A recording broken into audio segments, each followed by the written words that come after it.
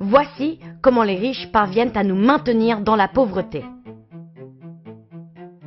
La Guinée est le 10e pays le plus pauvre du monde. Cette situation est très choquante quand on sait que ce pays de l'Afrique de l'Ouest est aussi l'un des plus grands producteurs de bauxite du monde. La bauxite est l'élément principal dans la production de l'aluminium. Le même aluminium qui sert à fabriquer des voitures, qui entre dans la construction des maisons et qui contribue même à produire certains des aliments que nous consommons. Alors, comment un pays si riche en ressources peut-il demeurer si pauvre ?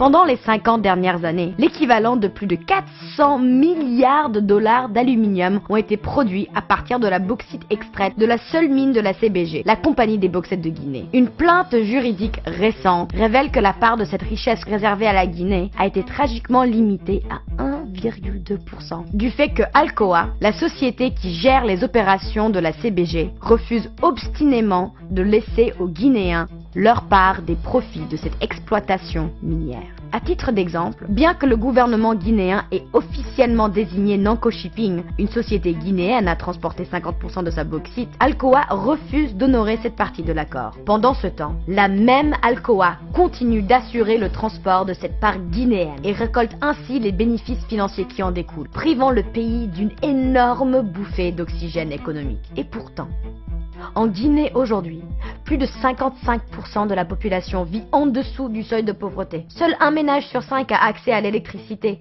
Le pays vit un manque chronique de ressources médicales essentielles qui l'expose de façon dramatique à des épidémies telles que l'Ebola.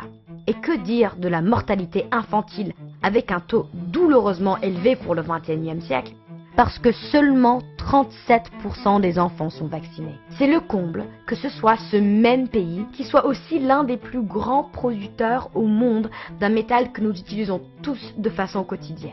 Partout en Afrique, des pays qui regorgent d'immenses ressources naturelles se voient exclure de leur part équitable des bénéfices des richesses qu'ils créent.